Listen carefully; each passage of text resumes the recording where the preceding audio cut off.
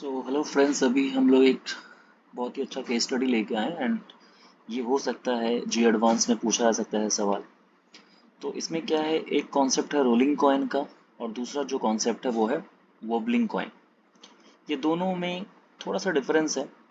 जो rolling coin है वो इस पॉइंट के अबाउट, अगर मतलब यहाँ पे अगर मैं सेंटर ऑफ मास पकड़ूँ तो इस पॉइंट के अबाउट वो एक स्पिन कर रहा है, जो कि क्वेश्चन में दिया हुआ है। शायद ये मान लो ओमेगा प्राइम से स्पिन कर रहा है और पॉइंट ऑफ कांटेक्ट जो है वो हॉरिजॉन्टल में एक सर्कल कर रहा है, मतलब प्रिसिशनल मोशन कर रहा है। ठीक है, यहाँ पे लिखी हुई ये बातें, rolls around a circle, sir roll around a circle. ये रोलिंग प्लस प्रिसिशन का ही सवाल है। जैसे कोई भी सवाल आए जहाँ पे रोलिंग प्लस प्रिसिशन हो रही है साथ में, तो सबसे बेस्ट सेंटर ऑफ मास को ओरिजिन पकड़ ले और वहाँ पे दो एक्सिस ड्रॉ करें, या तीन भी ड्रॉ कर सकते हैं, जनरली ये दो ही होगा। तो एक जो होगा सेंटर ऑफ मास से पास करेगा परपेंडिकुलर टू द बॉडी, इसका नाम देते हैं x3 कैप, मतलब इस डायरेक्शन का नाम देते हैं। और एक प्रिंसिपल एक्सिस होगी इस तरफ होगी, इसका नाम देते हैं x2 कैप। अब इस दोनों तरफ ही इस बॉडी का एंगुलर मोमेंटम हो सकता है। ठीक है, अब क्वेश्चन उठता है कि हमें कैसे मालूम कि इसका नेट एंगुलर मोमेंटम x3 की तरफ होगा या x2 की तरफ होगा, क्योंकि यहाँ तो सिर्फ ऐसा लिखा हुआ है। तो इस तरह का कंफ्यूजन बहुत क्रिएट होता है। ऐसे ही सवाल जी एडवांस 2016 में आया था, जहाँ पे लोगों ने सिर्फ एक ही एंगुलर मोमेंटम कंसीडर करके आंसर बनाया, जो गलत है। ठीक है, हमेशा जो मोमेंट ऑफ इनर्शिया उसको मैट्रिक्स फॉर्म में लिखते हैं, उसमें डायगोनल मोमेंट ऑफ इनर्शिया जो होती है वो प्रिंसिपल मोमेंट ऑफ इनर्शिया हम उसको बोलते हैं, I X X I Y Y I Z. तो थोड़ा सा डिफिकल्ट है, आपको समझ में नहीं आएगा, तो बस प्रिंसिपल मोमेंट ऑफ इनर्शिया, ये प्रिंसिपल एक्सिस ड्रॉ किया मैंने, x2 x3, और x1 होता है इनटू द पेज है, उसको अभी फिलहाल नहीं लेते। तो x2 x2 को देखते हैं 2D में। ध्यान से देखें, x3 और x2 हमें नहीं मालूम इसकी इस डिस्क की नेट ओमेगा की तरह। अगर इस डिस्क की नेट ओमेगा मिल जाए तो हमें मालूम चलेगा कि इसमें कौन कौन सा मोशन इन्वॉल्व है, किस किस डायरेक्शन में इन्वॉल्व है, किस किस के अबाउट ये बॉडी जो है वो मोशन कर रही है। तो ओमेगा नेट निकालने के सबसे मैं एक आसान तरीका करता हूँ, चाहे ये मोशन हो, ये मोशन, या जे एडवांस का वो सवाल ही क्यों ना हो। ठीक है, तो इसमें क्या है कि जो पॉइंट ऑफ कांटेक्ट है वो प्रिसिशन कर रहा है थीटा एंगल से आर रेडियस में, और उसकी प्रिसिशन फ्रीक्वेंसी ओमेगा है ये। तो उसकी अगर मैं डायरेक्शन देखूं, तो अगर मैं इसको ऊपर से देखूं तो ये काउंटर क्लॉकवाइज है, तो कुछ ये जेड कैप में मान लेते हैं, जैसे जेड एक्सिस। ठीक है, और ये अपना x3 है और ये अपना x2 है, और ये एंगल थीटा है क्योंकि यहाँ पे थीटा दी हुई है। लेकिन हमें नेट वेलोसिटी दो ही दी हुई है, एक कि ये रोल कर रहा है और ये ओमेगा से प्रिसिशन कर रहा है, तो हमें नेट ओमेगा के बारे में नहीं पता। तो नेट ओमेगा निकालने का सबसे आसान तरीका है कि ओमेगा वेक्टर इक्वल टू, एक तो ये होगी जेड कैप इस डायरेक्शन में, और एक जो उन लोगों ने बोला है कि ये रोल कर रहा है ओमेगा प्राइम से यहाँ पे। तो ये ऐसा अगर है तो राइट हैंड रूल से करेंगे तो उसकी डायरेक्शन कुछ इस तरफ निकल के आएगी। तो वो नेगेटिव ऑफ x3 है, तो minus omega prime x3 cap, ये हो गई हमारी नेट ओमेगा। लेकिन इसमें कंफ्यूजन है, हमें चाहिए सारी की सारे वैल्यू x3 और x2 कैप की तरफ, जो हमारे प्रिंसिपल इनर्शिया होते हैं। तो एक काम करते हैं, ओमेगा जेड कैप को, ये ओमेगा जेड कैप जो है यहाँ पे जो बना सकते हैं हम लोग ओमेगा, ये यहाँ से थीटा एंगल उसका कॉम्पोनेंट ले सकते हैं। तो x3 की तरफ कॉम्पोनेंट कितना आएगा, ओमेगा साइन थीटा, और x2 की तरफ कितना को आएगा, ओमेगा, सॉरी ये आएगा ओमेगा कॉस थीटा, और ये आएगा ओमेगा साइन थीटा। इसका मतलब इसको मैं लिख सकता हूँ sign theta x2 cap plus cos theta x3 cap. मैं जेड कैप को ब्रेक कर सकता हूँ, माइनस ओमेगा प्राइम x3। अब क्वेश्चन है कि ओमेगा प्राइम को भी अगर प्रिसिशनल ओमेगा में कन्वर्ट कर दूं तो मेरे लिए सवाल थोड़ा आसान हो जाएगा, क्योंकि हमें नहीं मालूम इसकी क्या ये ओमेगा से रोल कर रहा है। इतना मालूम है कि जो पॉइंट ऑफ कांटेक्ट है वो रेस्ट में है और ये प्योर रोलिंग हो रहा है विदाउट स्लिपिंग। तो पॉइंट ऑफ कांटेक्ट पे जो प्रिसिशनल वेलोसिटी होगी हॉरिजॉन्टल सर्कल की, वो होगी omega into R of the circle, और ये मस्ट बी इक्वल टू जो भी रोलिंग वेलोसिटी है ओमेगा प्राइम इंटू उस डिस्क का रेडियस होगा आर, ये हमेशा होनी पड़ेगी। इस हॉरिजॉन्टल सर्कल का precessional frequency into radius equal to जो जो बॉडी रोल कर रही है उस पॉइंट के ऊपर, उसकी जो सेंटर ऑफ मास की वेलोसिटी है, जो भी उसकी वेलोसिटी है, वो जिस स्पीड से रोल कर रहा है ओमेगा प्राइम इंटू उसकी खुद की, वो हमेशा इक्वल होगी फॉर नो स्लिपिंग कंडीशन। तो यहाँ से मैं ओमेगा प्राइम निकाल लूंगा तो पाई आर बाई आर आएगा, sorry omega r by r आएगा, जहाँ पे पुट कर सकता हूँ। अगर मैं पुट कर दूं तो omega sine theta x2 cap, और इस वैल्यू को इसमें पुट करके अगर मैं कॉमन ले लूं ओमेगा को, तो वो आएगा cos theta minus r by r x three cap. ठीक है, ये ओमेगा प्राइम की जगह आप ये वैल्यू पुट करके देखो आर बाई आर, तो यहाँ से एक्स थ्री ऐसा कुछ आएगा। सही है, ये वैल्यू जाएगी, चेक कर लेना। ये आ जाएगी नेट ओमेगा। अब ध्यान से देखो, जो नेट ओमेगा आई है इसमें ओमेगा का कॉम्पोनेंट x2 की तरफ भी है और x3 कैप की तरफ भी है। मतलब जो नेट ओमेगा है इसकी, उसका कुछ ना कुछ कंट्रीब्यूशन इस डायरेक्शन में भी है और इस डायरेक्शन में भी है। मतलब इसके पास दो दो एंगुलर मोमेंटम होंगे, एक इस डायरेक्शन में भी होंगे और एक इस डायरेक्शन में भी एंगुलर मोमेंटम होंगे। मतलब इस बॉडी के पास जो एंगुलर मोमेंटम होगा वो होगा I2 ओमेगा 2 इस डायरेक्शन में L2, और एक डायरेक्शन में होगा L3, और दूसरा होगा I3 ओमेगा 3। ये सारे होंगे। अभी ओमेगा 2 क्या डरना नहीं है, ओमेगा 2 तो इसका ही साइन कंपोनेंट है ना। और ओमेगा 3 क्या है, ओमेगा 3 मतलब होता है ये जो x3 का जो कोएफिशिएंट है, ये बनेगा।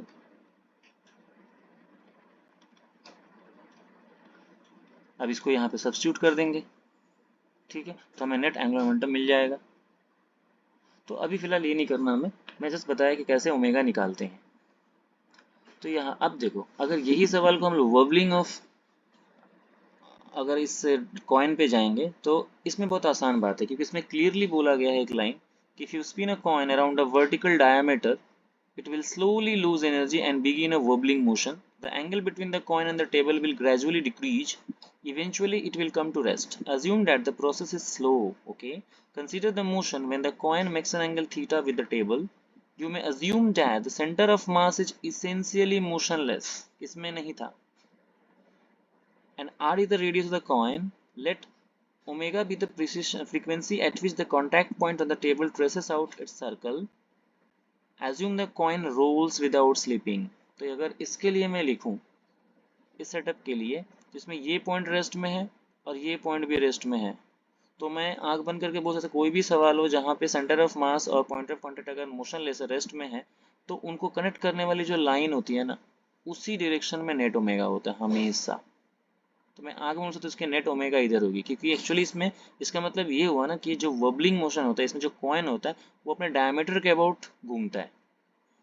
ठीक है, इसमें एक्स का कोई कंट्रीब्यूशन होगा ही नहीं। अब चाहो तो उसको रिचेक भी कर सकते हो। कैसे, जो हमारा जनरल फार्मूला आया था ओमेगा नेट का किसी भी रोलिंग या प्रिसिशन के साथ, वो आया था omega sine theta x2 cap, x2 cap मतलब इसको x2 कैप प्लस देके omega cos theta minus r by r. R क्या था, circle radius, circle radius divided by small r क्या था, डिस्क रेडियस, ये था ना। और शायद एक बाहर कॉस थीटा भी आता, ये मैंने कहीं कॉस थीटा छोड़ दिया, हाँ कॉस थीटा से कुछ है, नहीं ऐसे अंदर ले ले, जो भी हो ऐसा कुछ आता, चेक कर लेना ऊपर ऐसे। अब अगर तुम इस फॉर्मूला देखो, इसमें बोला है कि इसका रेडियस भी आर है, इसका कुछ नहीं बोला है, इसमें इसमें डिस्क का रेडियस कितना है, आर इस सवाल में, और सर्कल रेडियस कितना है, वो आर कॉस थीटा होगा, क्योंकि इसका थीटा एंगल बना है। तो अगर मैं जैसे ही ऊपर आर कॉस थीटा पुट करूंगा, ध्यान से देखो आर आर कट जाएगा, कॉस थीटा यहाँ से आ जाएगा और यहाँ भी कॉस थीटा, मतलब ये पार्ट वैनिश हो जाएगा, सिर्फ ये पार्ट रहेगा। जो ये बता रहा है कि जो नेट ओमेगा है इस बॉडी का वो x2 मतलब इस प्रिंसिपल मोमेंट ऑफ इनर्शिया की तरफ है, तो इसके पास सिर्फ एक ही एंगुलर मोमेंटम होगी जो x2 की तरफ होगी। तो इसकी जो एंगुलर मोमेंटम होगी नेट, वो होगी simple I2 into omega 2। Omega I2 का मतलब डायमीटर के अबाउट है तो 1/4 mr स्क्वायर, और ओमेगा 2 का मतलब x2 का जो कोएफिशिएंट है यहाँ से आया, मतलब pi sine theta, sorry omega sine theta. ये हो जाएगी angular momentum, net angular momentum इस तरह के बॉडी का। ठीक है, ये ज़्यादा आसान हो गया कि उसमें एक ही तरफ एंगुलर मोमेंटम आया, लेकिन इसमें दोनों तरफ एंगुलर मोमेंटम थे, तो मुझे दोनों एंगुलर मोमेंटम का वेक्टर फॉर्म करके नेट निकालना पड़ता है, फिर उसका कॉम्पोनेंट लेना पड़ता है। तो यहाँ पे अब ये नेट जो एंगुलर मोमेंटम आया,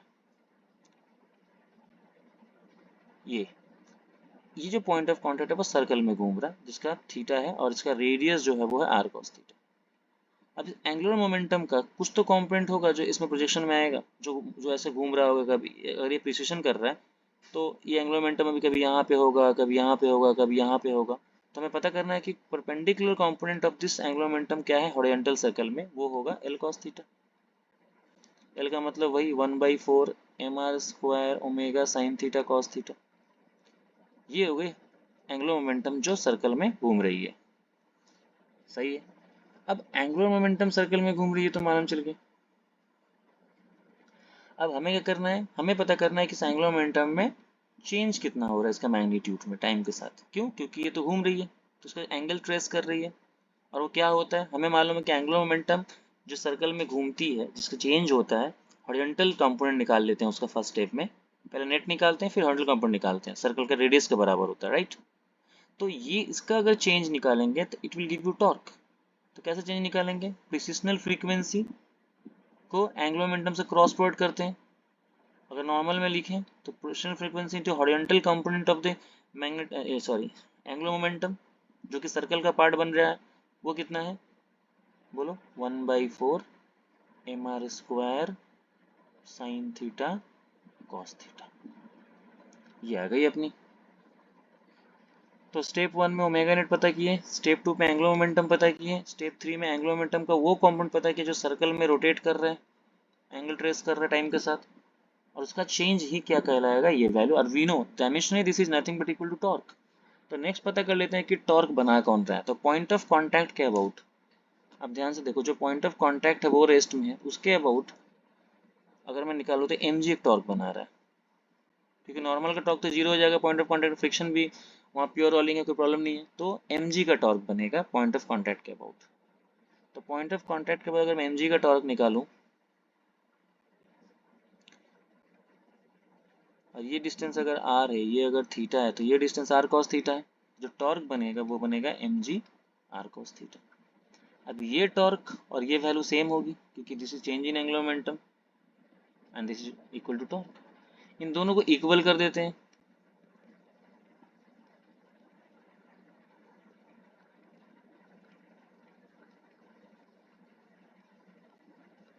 अब इनको इक्वल करके आप यहाँ से प्रिसिशनल फ्रीक्वेंसी जो है वो आप निकाल सकते हो।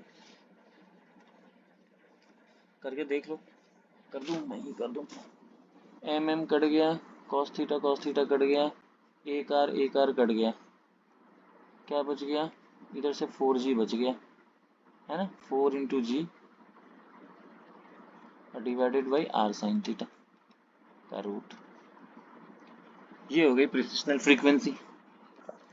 इस फ्रीक्वेंसी से पॉइंट ऑफ कांटेक्ट जो है वबलिंग मोशन का या वबल कर रहा है इससे, ठीक है। तो अच्छा सवाल है, छोटा में क्यूट सा सवाल था ये।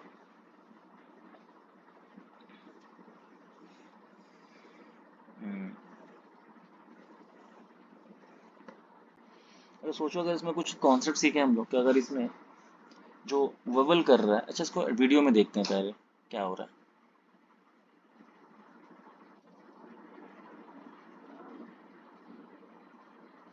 ये मोशन था, तो वबलिंग ऑफ अ कॉइन। देखो अपने डायमीटर के अबाउट घूम रहा है और पॉइंट ऑफ कांटेक्ट कोई स्लिपिंग नहीं कर रहा है।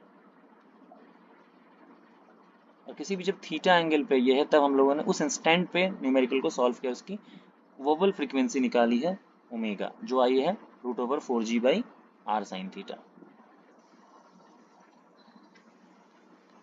ठीक है, तो ये सेटअप था। अब इसमें कुछ कुछ केस स्टडी कर सकते हो चाहो तो, कि अगर इसमें मान लो ये प्रिसिशनल फ्रीक्वेंसी या वोबलिंग फ्रीक्वेंसी अगर इन्फिनिटी हो जाए, कब होगी, अगर थीटा जीरो होगी तो वो तो होगी ही। आप वीडियो में लास्ट देखना, बहुत तेजी से कांपता है वो। दिस इज एविडेंट ना, if you do experiment the contact point travels very quickly around the circle. Okay. दूसरा ये है कि अगर आप इसमें थीटा की वैल्यू 90 पुट कर दो, सोचो ये जो डिस्क एकदम जब ऐसे था, इसके ऊपर तुमने स्पिन करा के छोड़ा था, थीटा एंगल पे नहीं, तो ध्यान से देखो जो वबल फ्रीक्वेंसी है वो हो जाएगी 4g/r का रूट।